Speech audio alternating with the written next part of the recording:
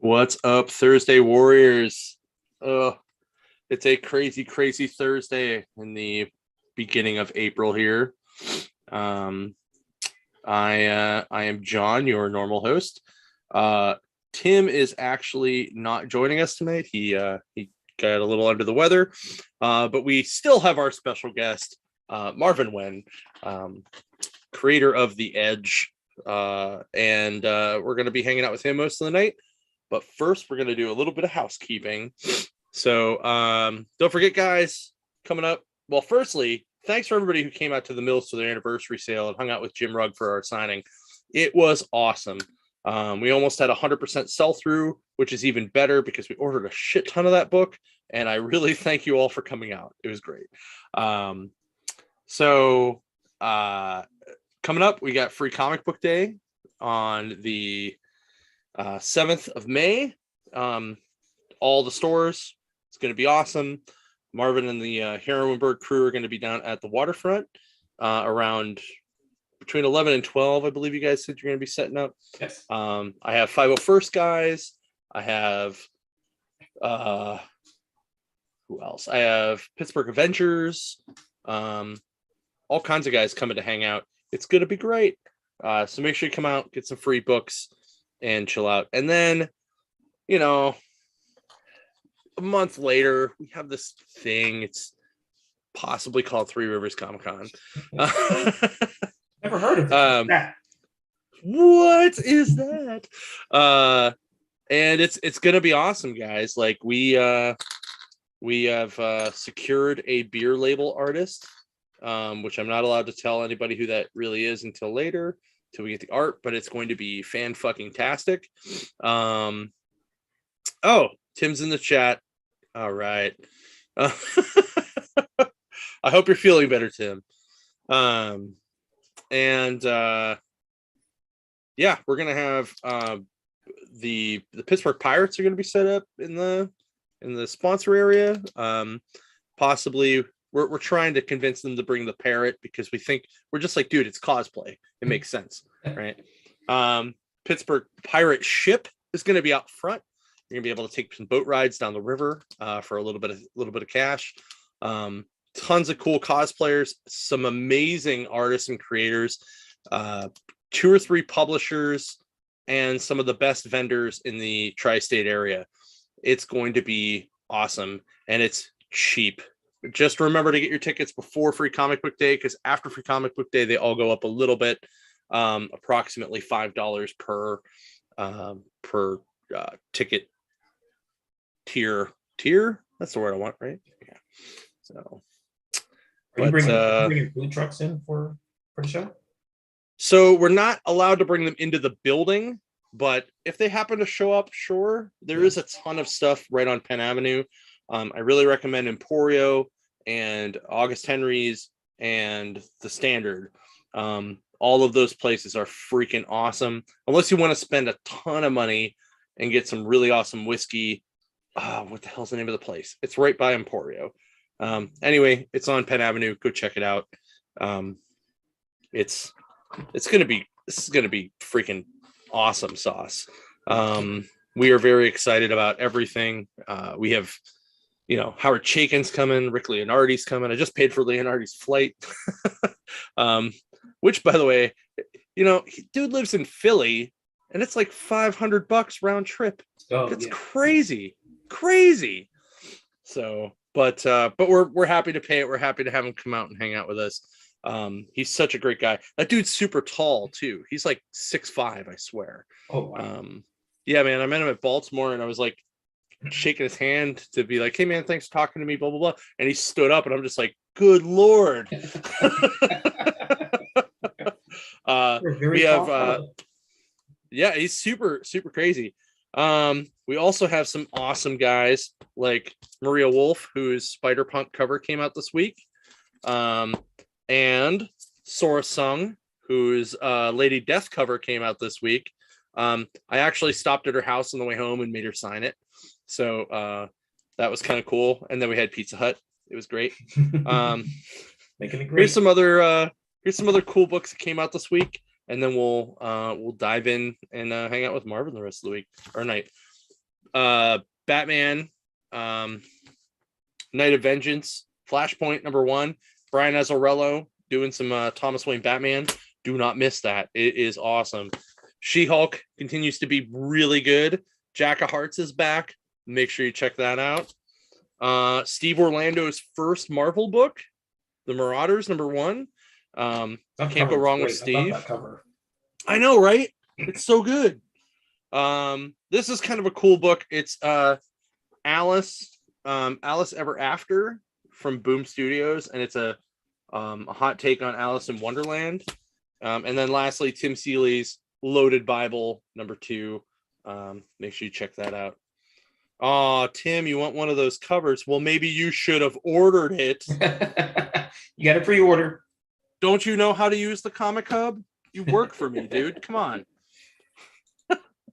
Well, they changed the Comics Hub. I was on there a couple weeks ago, and I was trying to find something, and I'm like, where's all the stuff I had saved? Like my saved searches are all gone. I'm like, what happened? Did they do some updates? They did. They updated it, and they added, when they added it where you can link all the stores together. Mm-hmm. They added that. That there was a couple functions that came with that, and it kind of deleted some things, but not everything. Right. But it's not too bad. Right. So right. I'll figure it out. It's cool. All right. So, sir, why don't you talk about first off, thanks for coming back on. Like, it's always great to hang out. Yeah. Sorry, I'm a little scatterbrained. Tim was Tim bailed at the last minute, 11th hour. You asshole. No, just kidding. But he's in the chat though, so that makes up for it, right? It's true. It's true. But it's good. We're gonna probably have the most interactive chat we've ever had on here because of that, which is awesome. But yeah, it's always great to have you on. Like we were just talking before we kicked on, like how excited you were about our show. Like, you guys are going to be set up at Steel City this weekend. Yes, and in the same spot, like over by the bathroom there. We will never give up that spot. That is one of the greatest spots, except for Saturday around between 11 and 2 is when everyone is on the floor and everyone's trying to get back to where the celebrities are at, and it creates this log jam. But it helps us because while someone's standing there, I can tap and say, hey, you want to buy some comics? You like comics? Comics over here. Do you like comics? I like comics. No, that's awesome. I was always wondering, like, because you guys are kind of by the bathroom. Yeah. And I'm just like that's either got to be the best or worst thing ever. Like, I think it's a little, like I said, it's a little bit of both. On Saturday, it's like at that time it becomes a problem because now you got lines for the food, and then the line with the food is intersecting with the line with the people trying to get back into the back room, and then everything starts to flow over to the other side, and then no one can move, and then it starts getting hot. So the first year we were back, was that 2020 or was that last year? It was really hot, and the HVAC kicked off. Oh, so, man. I got a whiff, and I'm like, yeah, that's con smell. I know where I'm at now. So as long as it's not going to be warm this weekend, so that's a good thing. So hopefully we'll keep the con smell down to a minimum. For those of you who went to previous Three Rivers where we had a little bit of a problem not having AC, I promise you the convention center downtown will have AC that works this time. It will not be hot as balls in there. We are very excited to not sweat everyone out this year. I always thought that because I'm just like, man, like that's got to be like just very serendipitous to have people just pop out and be like, I just came out of the bathroom. I need to talk to you about comic books, But it's also got to be kind of nice too. Yeah. So, but yeah, there's a lot of great guys out there that do the show, and I'm going to be mostly shopping for myself, but I do have a couple vendors and creators that had a couple questions, so I'm going to answer those while I'm out there too. So if you see me and you need information about Three Rivers Comic Con, let me know. I will gladly answer those questions. Right. Just don't do it between 11 and 2 on Saturday. Because Yeah, maybe I'll just you won't get to us. You know what? Maybe I just won't even show till 2. Like, yeah, wait, or, like come early or wait until after 2. Right. Well, if I go early enough, by the time I weave my way through the room, I'll get to you before 2:00. Yeah. But and I guess if I come up the back side, like where Bill's Books and More is set up on the wall, like the back corner, like I can swing that way and meet up with you, as long as I don't try to fight by the bar. Right. Which, like, so oh my god, my boss is gonna hate me for this. So last time I was there, I really was kind of jealous of that show because they served Straub beer at that show. Yes. And I am from St. Mary's, and that is my hometown beer. I grew up with them. I know them. It was awesome. And I was like, damn. But I also saw that Helltown, who has done beers with us, is doing a lager for their show. So I'm kind of curious to check that out while I'm there. I'll probably have one. I don't know.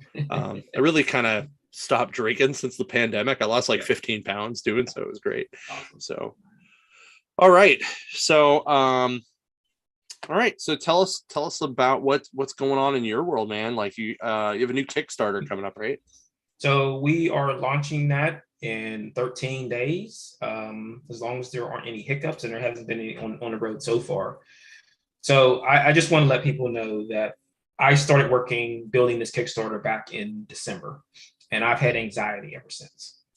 And it's the anxiety of putting all the pieces together, then setting a goal, and then raising the money on the goal, and then lowering it again, and then raising it again, then lowering it again. Jeez. And just all this back and forth on. What I want to try to do is get it to fund really fast.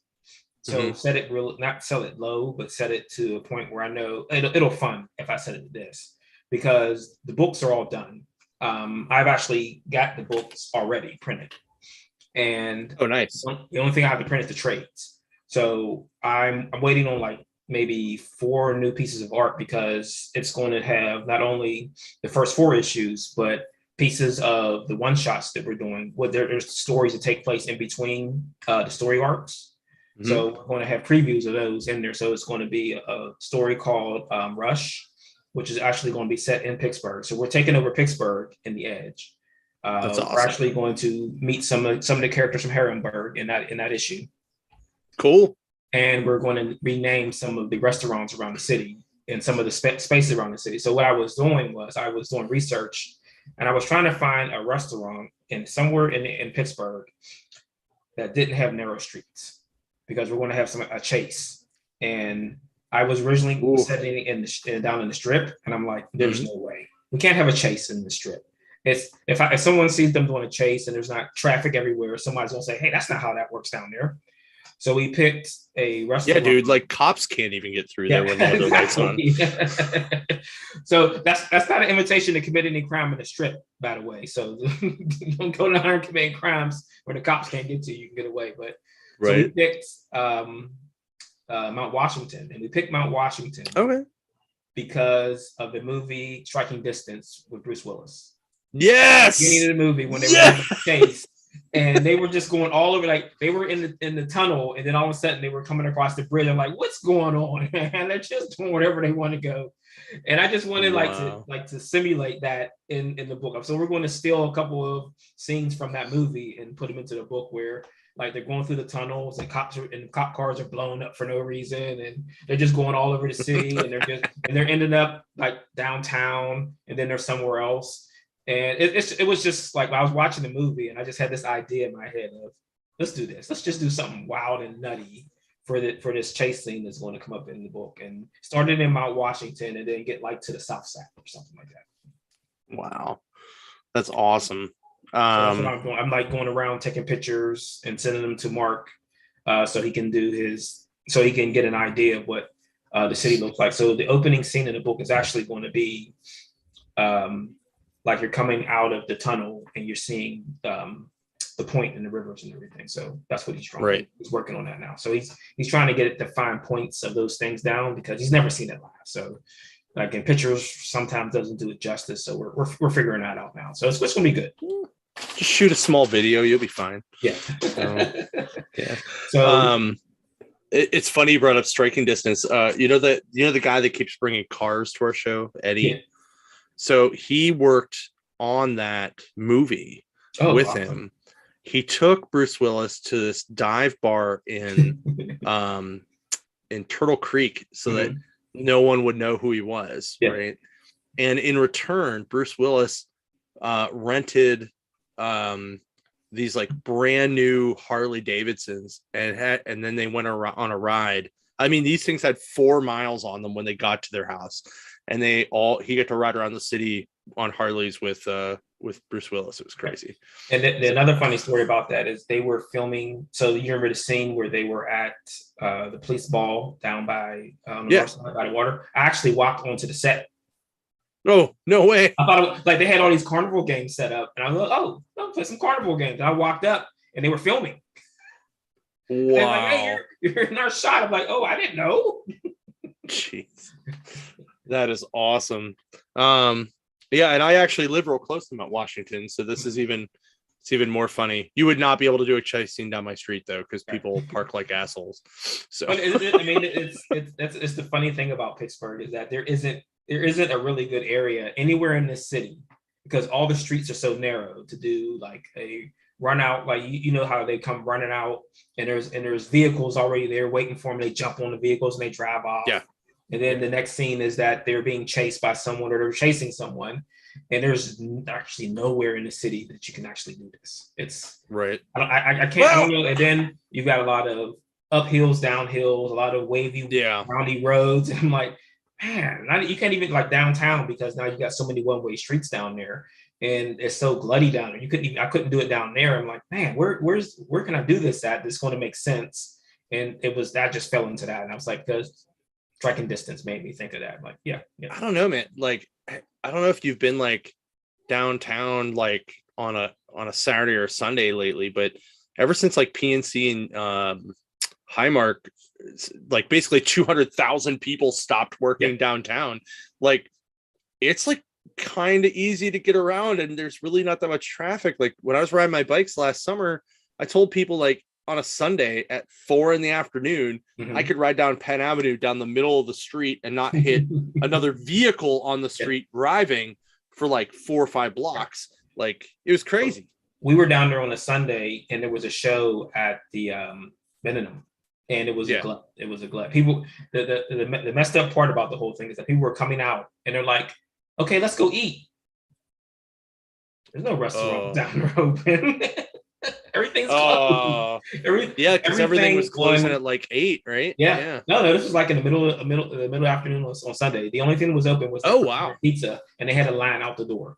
Everything else up that street, the pierogi place, the other restaurant, they're all closed. They all went out of business.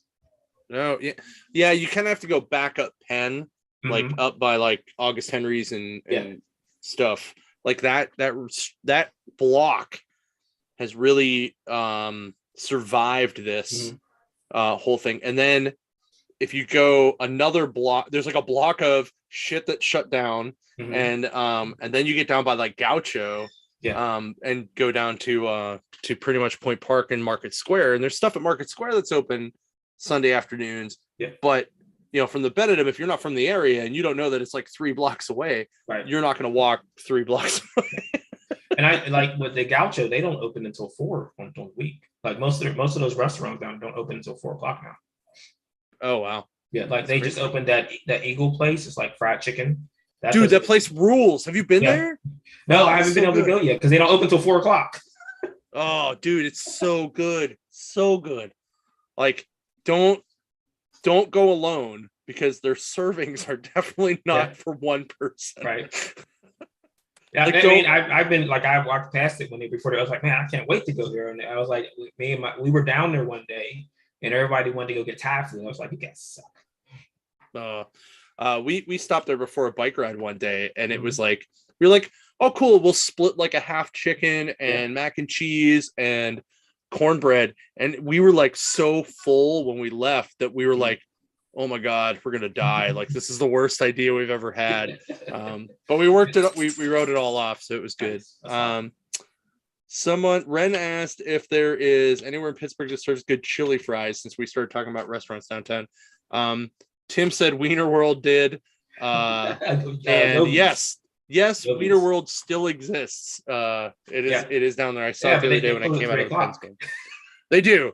They do. You got to get down there early. Yeah. Yes. So if you want cheese fries or the chili fries, or you want a gyro, get downtown before 3:00 because Mike and Tony's is out of there at 3:30, and Wiener World closes at 3. Yeah, a lot of places close at 3 downtown because no one. There's very little people working downtown, so they'll go out for lunch. But they're not going to go for dinner because they're just going to drive home, and then eat at home. So, but yeah, it's crazy, man. Like I miss going to the O and getting like a small fry and it being like a size of a football. It was crazy. So, I mean, it's really sad that it doesn't exist anymore. I know. What is it now? It's like isn't it like an eyeglass place or something? No, it's food. It's a taco place now. Oh, okay, cool. Well, at least it's tacos. Yeah, I like tacos. So, but I don't get into Oakland that much, if you can't tell. I worked for Pitt, so I used to work in Oakland, be in those places all the time. Now I've been working from home for 2 years. Just wow. Yeah. Do you miss it though? Do you miss like going to Oakland, walking around, hanging out? I would have said yes after 6 months. Now, no. And what I don't miss is the commute. Oh yeah. I imagine that's the worst part. Yeah. So yeah, I can see that. My commute never changed, so right. The only change to it was that stuff downtown isn't as crazy as it used to be, so that works out for me. Maybe. I mean, I don't go through town a lot. Like, if I'm at one of the stores, I don't usually leave till like 6 anyway. Yeah. So I hit like the tail end of rush hour. Right. It's been such a shift and change. So like, Wood Street is like a ghost town now because they closed the McDonald's, they closed the GNC. What? They closed the flower store, and now that deli is closed on 6. All that stuff is closed. Yeah. Oh man, that deli ruled. It's just sad to watch it. And so is the only McDonald's downtown the one by like Market Square now? Yes. Wow, that's crazy. Yeah. Well, Market Square has been pretty busy the whole time, like weirdly. Yeah. So. And then the second Burger King is closed, so there's only one of those open. Who knows? Who knows how long they stay there? Because every time I try to go in there, their computers are down, so they can't serve food. So whatever. Oh, fair. That's crazy. Well, you can always go to the Burger Kong down on the south side. I mean, it's a real Burger King, I promise. Yeah. But even the south side, like, that would be a cool place for a chase if people weren't parking everywhere. Right. It'd be a cool look for a place to have a chase scene. Well, that's where we're going to go into the south side. Okay. Into the south side and then out towards going north on the south side. We're not going towards downtown until we loop back around. Okay. And so I'll tell you. So the thing that we're doing is the character who's like got things going in the story, because what's going on is that there's a Vial the Edge that's in the open. So it's being auctioned off. So all the criminal elements are coming into Pittsburgh to buy.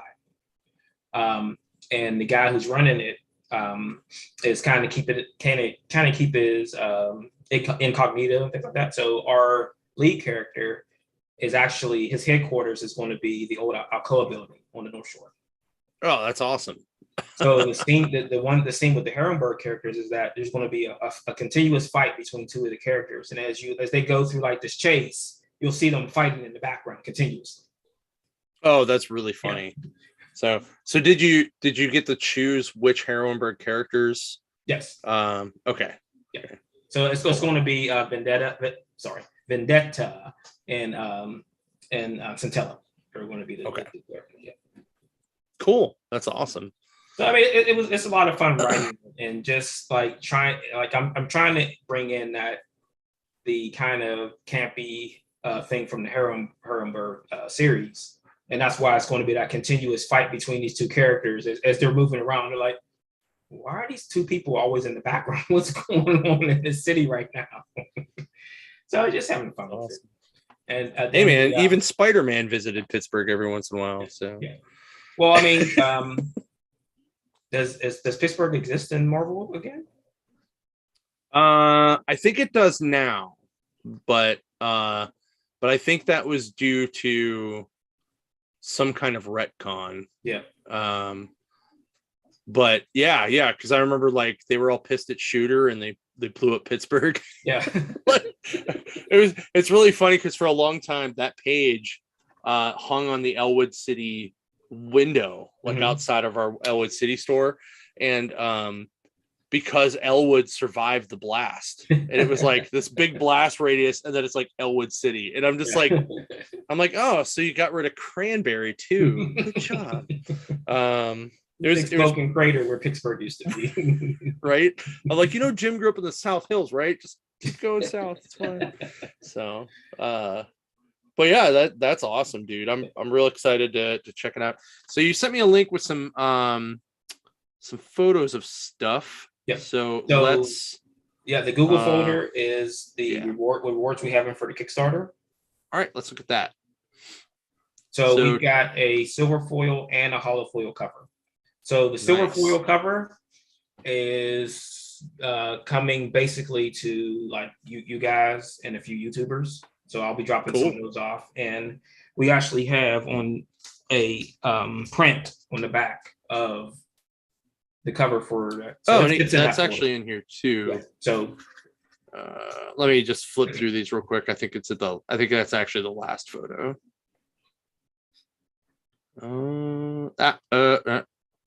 That one. Yes. Right. So that's the cover for the Kickstarter.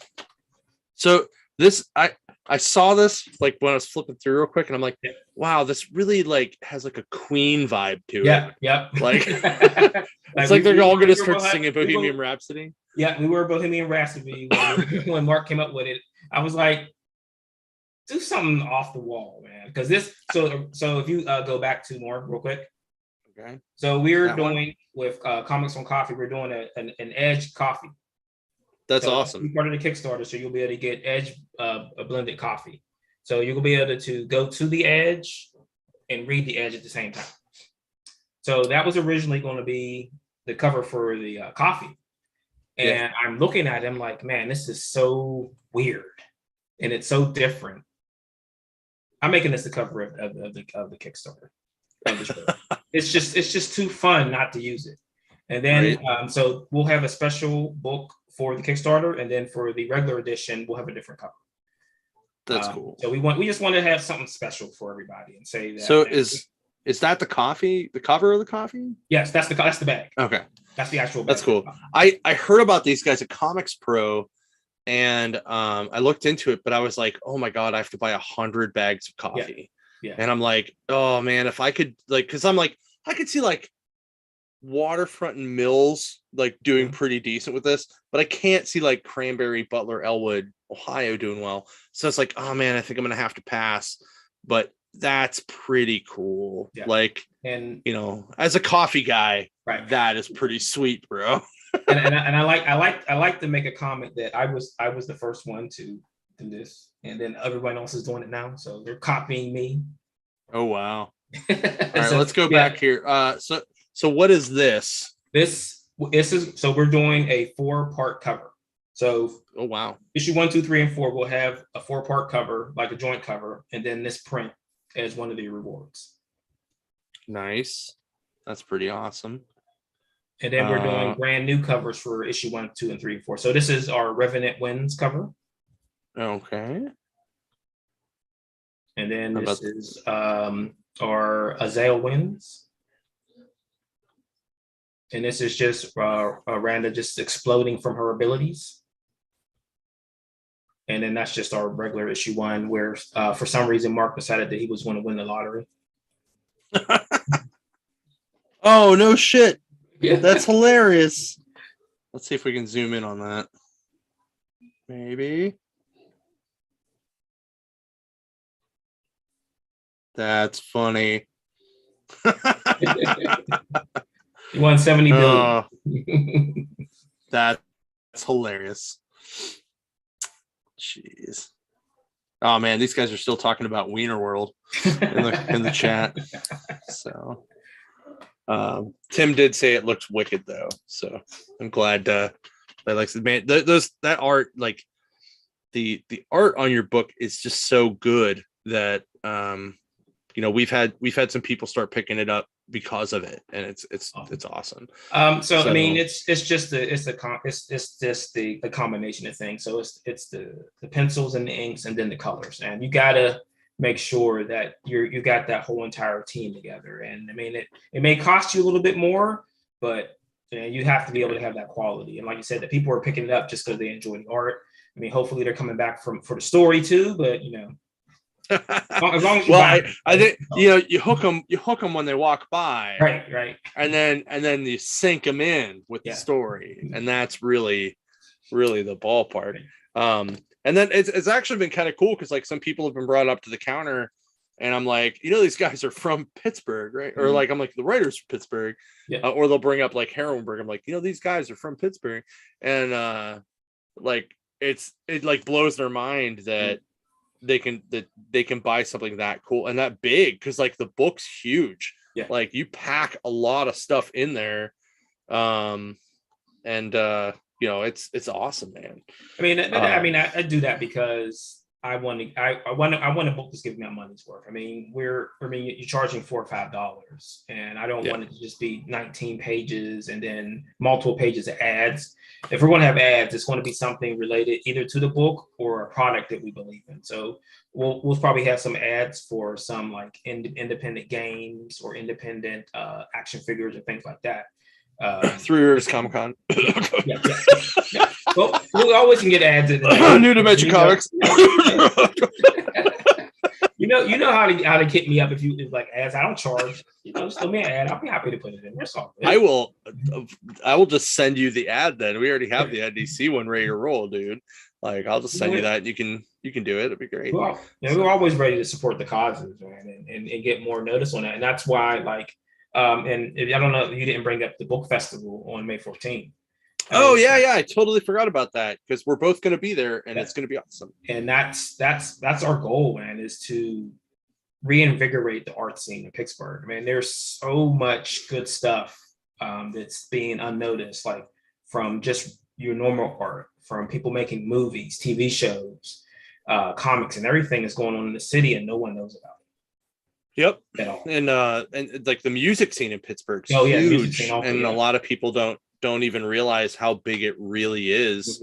I mean, they might know like Gabby Barrett, she was on American Idol, Voice, one of the two, but they don't really know like there are so many good just bands and performers and singers and writers and movies like that are being made that are just awesome. My friend Jess Paul's in a lot of stuff, and she's also a fashion creator. Like she does all these things with donuts, or they look like donuts, but I'm always like donuts. But you can check all that stuff out, and our city is really let me put it to you this way, guys. There's a reason the cultural district is the part that survived the pandemic downtown. Right? Like the August Wilson Center is awesome if you've never been there and checked out any of that stuff. There's so much good, just like it blows people's mind when they really get to realize like how many people in Pittsburgh are important for that kind of stuff, or the history of stuff like that too. Right. Like how many people know that the dude who invented the Ferris wheel invented it in Pittsburgh and lived in Pittsburgh for a long time? He lived on the North Shore. And they're doing that big development, like kind of like from the casino to that old prison. There's a big development thing going on there, and they're putting in this giant Ferris wheel in honor of Mr. Ferris. But it looks like they gave up on the lagoon idea. So I mean, it's going to be like I think it's going to be apartments, shopping. And then you said like the Ferris wheel. I mean, see how fun it is, because Pittsburgh, we only get like 10 warm days out of the year. So the other time it's snowing. So or it snows the same day and then it's 60 or 70 degrees. So right. I mean, we have like three winters, 2 false springs. Yes. I think we're finally into real spring now, though. Yeah. I'm pretty sure. I'm kind of hoping we're skipping spring. It's gonna be like 80 or something next week. Watch, bet. I bet. We're gonna get this 80s. This week is just spring because it's like 60s and rain. Yeah. And then after that it's gonna be summer. Pittsburgh summer. But then we have like rain sideways season, which is pretty much all the month of May. And then we have just we have like the surface of the sun season, which is like from July through August. It's crazy, but it's a lot of fun. Yeah, I mean, it's like some people say it's not boring. Weather is never boring. It's always keeping you on your toes. Right. So I mean that's our goal, is to try to, and this is why we formed, and let me see if I can pull it out real quick. That's why we did the Comicsburg thing, is that we want to try to bring attention to what's going on in the city and make sure that people are aware of it, because no one knows, like, especially people outside. Like when we do shows in like Ohio and West Virginia, they're like, oh, we didn't know you guys were doing that kind of stuff in Pittsburgh. We didn't even know what was going on here. Like no one knows. Like all they know is Marvin. That's all they know. Yeah, it was it was funny because like Garrett Gunn was at the waterfront a couple weeks ago doing the Good Boy tour, and I was like, dude, you probably know a lot of the people that are around here, or at least have heard of them. And I started rattling off. I'm like, Sora, I know you know Sora because she's the person who introduced me to you. I'm like, Robert Hack lives over here, Scott McDaniel, Ron Friends, Pat Olive, Dave Wachter. Like, I'm just like going on and on and on. And he's just like, are you going to stop? And I'm like, no. Like, I'm like, dude, like, and then like, if you go to like our show, Three Rivers, like I will tell you that a good third of Artist Alley are dudes from, or are artists from, we'll say a 50-mile radius of the center of the city. Yeah. Like from Point Park, 50 miles out, a third of those people in Artist Alley are from somewhere in that circle, which is insane because it's like 130 people deep. So, that's what, like 40, almost 50 people. Like that's crazy, right? So, it's a good thing, and if we can bolster that up and let people know that these things are going on, like it could be a new renaissance of art in the city, and it's something that's surely need. I mean, I see, like you see a lot of people are really dejected and about the pandemic and having to stay in the house, and like you could have been staying in the house reading comics and enjoying yourself and getting over that depression that you were feeling. It's like it was so refreshing to get out to a show and just see people's faces, well, behind the mask faces, but you know what I mean. But I mean, it's something that needs to be, it's like even like the museums, it's things like they need a resurgence, and it can't be just about football, baseball, and hockey. Right. Yeah, there's a lot of stuff to do. I think we are very fortunate to have very substantial suburbs that are not too far out from the city. While we have like our freaking mountains and the rivers and stuff, like we still have these thriving communities, and all the neighborhoods like Dormont, Mexican War Streets, Lawrenceville, like they're packed with people. Like there's so many people that live there, and so much is still thriving there, that it's very I don't even know what the term I want to use is. It's like it's very, I guess, like it makes you feel good to know that like we're not in a super depressed area. And we have community to grow with, and that's huge. And we see it in the stores. Like of the 14 shops in Pittsburgh, and I'm guessing at that number, but I know it's pretty close to that. in the 14 comic stores ish in the Pittsburgh area, 0 closed from the pandemic. Yeah. And that is crazy. Mm-hmm.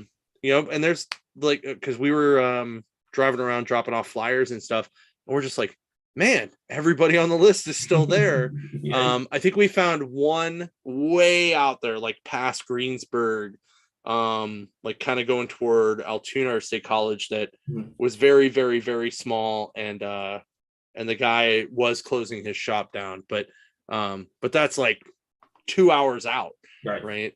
Yeah. But yeah, man, and then you know it's great to see dudes like you and Caleb and Jim and Ed and Tom like still putting stuff out from the area, and it's awesome to be able to support our friends and the Pencil Knots who did 819 comics.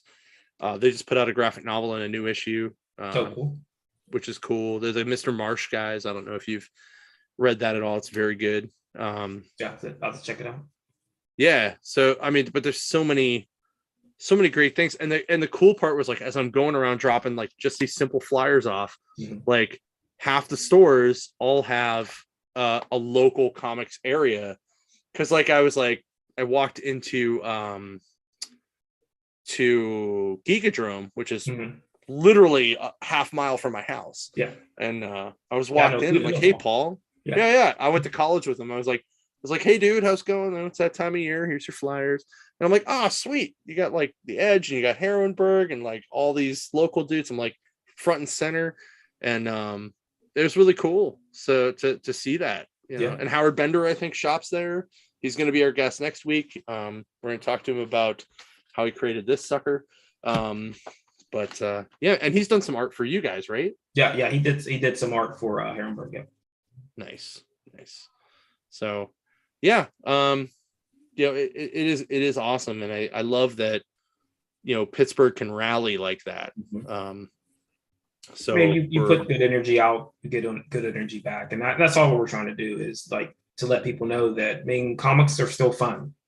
You still have fun with the comics. It's not serious. It's goofy. Like we want to do some goofy stuff once in a while, but I mean that's part of this. That's the charm and the funness of it. Is that we got guys shooting energy out of his swords. How's he do that? We'll figure it out eventually. You ever do that? Like accidentally write yourself into a weird like pigeonhole of, oh crap, how am I going to explain this? Yeah. Or okay. Like all the time? Is that pretty much like how it starts? It happens more than you think it does. So it's like you're going off you're going down this road, and you're 10 miles into the road, and then there's a stop sign, and there's no more road. It's like it's an empty chasm. You're like, holy crap, how do I fill this thing up? Because I'm not going back 10 miles again.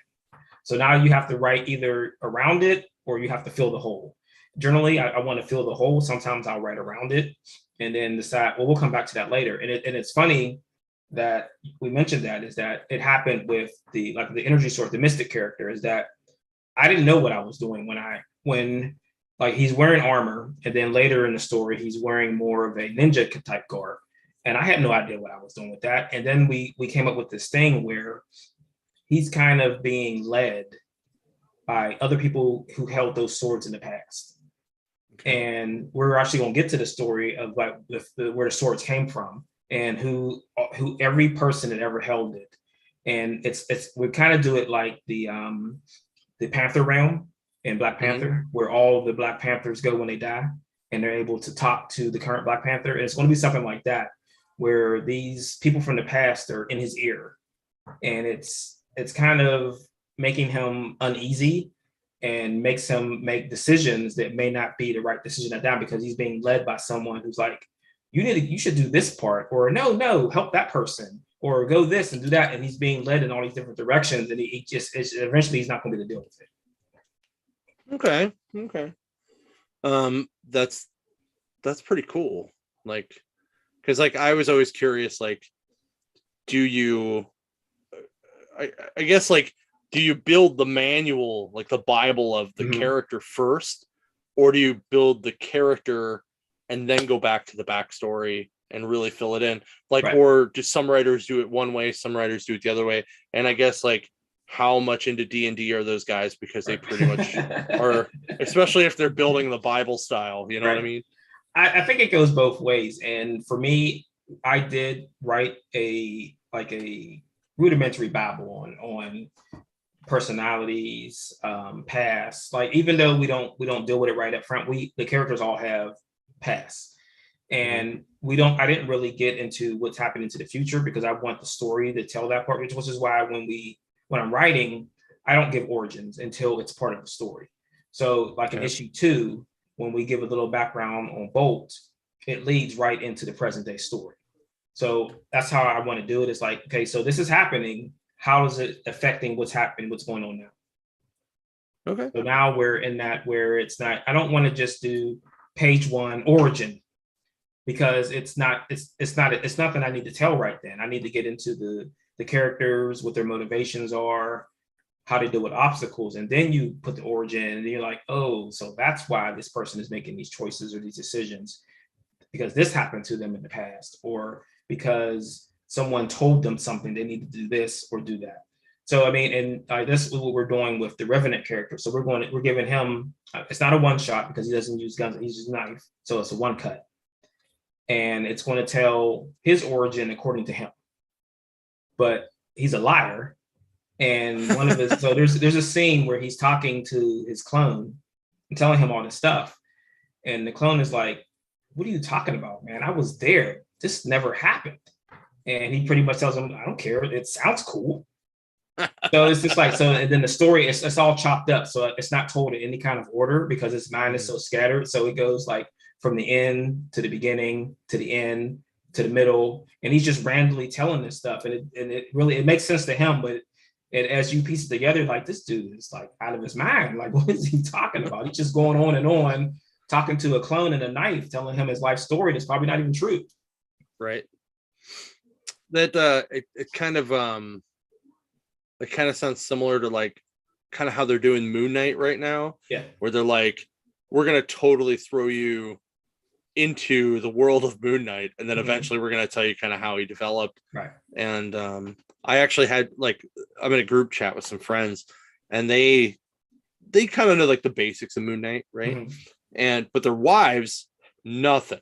Yeah. So they're watching it and they're like, oh man, this was really good, and this and blah blah blah. And he's like, and then they're both like, and my wife was totally lost.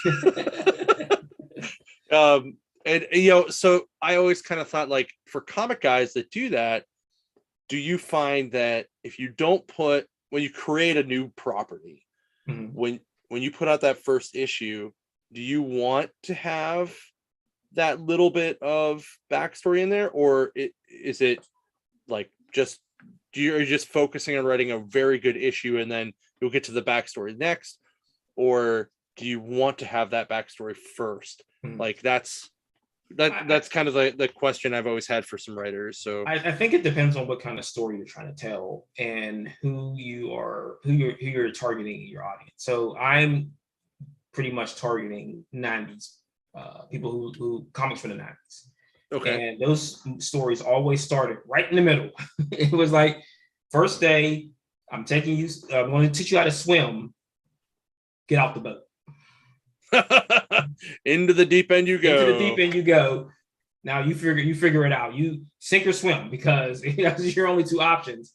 And I think that what it does is it piques interest, and it makes you interested in what's going to happen next, because you're kind of fighting against the current to try to get back into the story and see where the story is going. But I think it works both ways. I think you can tell that origin story up front, but then it leads into kind of where you have to do a lot of retconning later, because if you're telling that origin story up front, what do you want to have for that character later? Because what do you have to tell about them from their past? Because then you have to pile on things into the past, and it's happened in a lot of books, like Spawn. Like it took a long time to get into his origin story, but if you remember, they had the power countdown in the credits of the book, in the front of the book, where it would show that once he ran out of powers, he goes back to hell. and you just keep extending that as far as you can with his power, never running out. So then you can keep telling that story that you're trying to tell. But I mean, his origin was always interesting until you had the problems with Chapel and Youngbloods, and when he couldn't use that character anymore. But it was all, I really like the connections that all those books have. And like I said, that if you want to tell the origin up front, you have to be prepared to tell what else about that character, because you're going to have to pack something in later to keep people on board. If you like stave them off and keep stiff form on that back of that story, and then you can tell the whole entire story on it. Because what ended up happening with me is that these little mini stories I'm telling were actually part of the main stories that where it just threw me off. So I had pulled it out and made it its own thing because it worked better by itself. Okay. All right. That works. Cool. Well, I think that's all the questions I have for you. That was an amazing answer though. Like that really like kind of made me really appreciate writing more. And this, by the way, this is guys who are watching and listening. This is the reason why I always consider writers artists, because it takes, like, I can't do what he does. And a lot of people can't do what he does. So it's very much so an art. Mm-hmm. So I really appreciate what you do, sir, and keep at it, man. Because like, you know, do you also find, they say like to be a master, you have to put in like 100,000 hours of practice or something crazy. Do you feel where do you feel you are on that line of, if let's say it's 100,000 hours? I don't think it's that much. I think it's supposed to be like 10,000 hours or something. Right. But so I originally started writing the story back in 1992. Wow. So I was 11. I just graduated from high school. Okay. And like I said, it was the 90s. So it was all the Wildcats and all the other stuff. And the image boom was what piqued my interest. And I figured, because like Marvel and DC were the thing. G.I. Joe was the thing. X-Men was a thing. And then you had Jim Lee and his X-Men. And then they did their own thing. And you're thinking, man, these guys are going out there on their own on just their name and selling millions of copies of books. And you're thinking, man, now that I know that people can do this, let me try it. And it was terrible. Just say it right now. One day I'm going to get those notebooks out. I'm going to publish those notebooks, and people they're going to look at what I was doing then and what I'm doing now. And they're like, man, how did you do that? I said, practice. I mean, you could put those as like the backers, in like some issues, and be like, so here's the original storyline. I just tell you is that it was like we're not getting these notebook pages in the graphic novel version. Like that's not the bonus feature. No. This is something that has to be really separated from everything else. And it's just something I'll just say that. Yeah, so here's some notes on the things I was doing. So maybe it'll be part like I was telling you about before, that script to screen series thing that we're working on. Maybe it'll be part of that. Maybe I'll show it then, I'll have a 2 screens up, and I'll show an original script and then my new stuff, and people will be like, how did this guy go from that to that? I mean, it's almost like an artist. You say like you go from drawing stick figures to drawing like on chapels and murals and things like that. So it's all practice. And I'll tell you the one thing, there was this one character that I created, and his powers were activated at the Olympics. So he was on the uneven bar spinning around, and his powers blew out. And he blasted out of him, blew a hole in the roof of the Olympic arena. I'm like, holy crap, that is so freaking stupid. That's dumb. I'm just creating these really goofy characters, and I'm like, man, where am I going with this? This is so silly. But I mean, it's one of those things where you could bring them back and just have them die right there. Just right. Say, yeah, he's dead now, so forget about him. Yeah, that's kind of oh man, like I love like really shitty like D-level characters. Yeah. Like that's my kind of dude right there. Like bold face type man. Yeah. And like for a long time, like Multiple Man was that guy. Yeah. Like I love that dumb, stupid character, Right. arm fall off boy. Like, you know, the dudes who really don't do anything. Like, but I love them so much. Did you watch the Boys, the animated? Yeah. We So actually with the hammers. We tried to show people parts of it on here a couple episodes ago, and YouTube shut us down in the middle because like we apparently left it go too long. Yeah. But like we were like, it was mostly the second episode where it's like all the kids who had like the real terrible powers, like Boob Face, and Slow Joe. Yeah. Like I like the guy with the hammer for the hands because he's like screaming at his neighbor, "I'm not a pedophile. I have hammers for him." Right. It's great. It's so great. Oh. But I mean, like I said, is that we're out here and we're just letting our imaginations on the pieces of paper. And like I said, that I want to show that stuff, but I don't want to show it, but I want to just show the improvement. Because that's all it is. Like no one walks into a room as an expert at anything as soon as they walk into the room. If you are, you should be running the company. If you're the expert, day one. But yeah, so I mean, it just is. Do you want to pop up the Kickstarter real quick? Oh yeah. Sorry. Let me do that real quick. Boom. As you can see, it's saved on mine. So we're at 112. So I mean, we're always looking for new followers to see how this thing is going to go. So in 2 weeks, we're going to go live, and there's a reason why we picked 420. Of course, you know, Edges of Drug is 420. Yep. I know how I'll be celebrating. I mean, that's a Wednesday. Yeah. It's a Wednesday. It's a new comic day too, which is even funnier. Yeah, and instead of buying Marvel and DC books, you can pledge for the Edge. And just knows that the books are all done, so there won't be the only delay is going to. I mean, there won't be really a delay because the printer I use has paper, unlike other printers. So I'm not going to say who they are because I don't want anybody coming stealing all my paper. So the only thing that needs printed are the trades. I need to get the coffee in. And I'm trying to figure out where to store it because I don't want to smell coffee in my place until the Kickstarter ends. So I'm probably just going to put all the boxes in storage. We got that. We've got stickers. Oh, do I have stickers here? What did I do? Ren would like to know how many copies are being made. I've printed 200 copies already of each book. Okay. So how many of the graphic novel are being made? 200. Okay.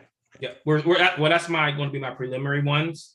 If we do more in the Kickstarter, I can print more. So there'll be plenty for everybody. Okay, cool. Cool. You guys will get some. Cool. So well, I mean, I'm going to do the Kickstarter myself, so it'll just come right to my house. So. Okay. So we are doing a retailer tier. So retailers will get for $80, they'll get five trades, 5 copies of each book, which with all the covers. The stickers and whatever things we come up with as we go. I mean, what I try to do is try to find the most outrageous things I can do. So we're not doing trading cards. We're doing 8x10 postcards. Because, cool. I don't know. Everyone was doing trading cards. So I'm like, I'm doing this instead. This is you don't want to call it a lithograph like Marvel does. It's a art print. Okay. So got a lot of stuff going on. So I mean, once this is done, issue 5 will be popping out. This past weekend, I finished issue 17. So we're rocking and rolling. Awesome.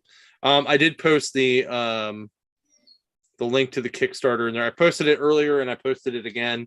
Tim asked for it again, so it's right there. All right, so you have a regular website. You have some social media if you want to let people know what they are, so that they can follow you and get all of the information right there, and we should be good. Sure, we are. I'm at theedgecomic.com. That is currently pointing to the Kickstarter because I'm working either moving the website or making updates to it. On Facebook, I am the Edge Comic. On Twitter, I am at Marvin Wynn because somebody has the Edge comic on there, and they've never posted. Twitter won't give it to me. And on Instagram, I'm the Edge comic. Awesome. Cool. Let's see if anybody in the chat has a random question. We'll give them a couple minutes. We'll give them a minute or two to see if anybody does that. In the meantime, I will remind people that they can see they can meet Marvin and the Heroinberg guys, because the Comicsburg out at Steel City Con this weekend, and then they'll be at our show at Three Rivers in the first week of June. Don't forget so the make sure Book Fest. Oh, and Book Fest, which is the 15th of May, right? The 14th. 14th. So that'll be all over the east side of the city. So Bakery Square, the library in East Liberty, and a bunch of other places. So they're doing like poetry reading. They're doing book readings. They're doing some stuff where fathers and daughters can build bookcases, and then they'll give them books to put on the bookcase. So Lori's putting together a pretty good show, and we're really excited to be part of it. That's awesome. We are, I believe we're going to be set up in Bakery Square. So it'll be a lot of fun if you guys want to come down and hang out with us. And I don't know what we're going to have there yet. I don't know if we're going to have like just a spin wheel, or if we're going to have like some stuff to sell and some spin wheel giveaway stuff. We got time. So, but it's going to be a lot of fun. Tim says, great show. Thank you, Tim. Sorry you couldn't be here, buddy. He kept the energy up in the chat, though, so we'll give him some. It's true, man. It's true. He did. He just was like all over the place with that. It was great. I don't think anybody has any other questions. I know there's a little bit of a delay. That's why I wanted to let everybody do that. No, I mean, like I say, is that I am freely available on social media to talk about comics or anything else. I don't keep my stuff closed. I don't block people. So I mean, unless you threaten me or try to attack me on the streets or something, I'll find out who you are on social media and block you. Come at you with a blackjack, whatever. Yeah. Also, you'll be able to see him down at our waterfront store on Free Comic Book Day. Yes. And I will have some free stuff to give away. Sweet. That will be a great time. All right, cool. Well, we're going to wrap this up. Thanks so much again, Marvin, for coming on. It's always a blast to have you. Stick around, guys, for next week. We will be having Howard Bender, who has worked for DC. He's worked for Archie. He's done some crazy cartoon stuff, too. He drew this thing right here. We're going to talk about the origin of this stuff, as well as some of his career, and how he went from being in Pittsburgh to going away and then coming back to Pittsburgh, and now he lives like 10 minutes from me down in Mount Lebanon, and he's such a good dude. I love him a lot. So, all right, thanks a lot, guys. We will catch you next week, and that's about it.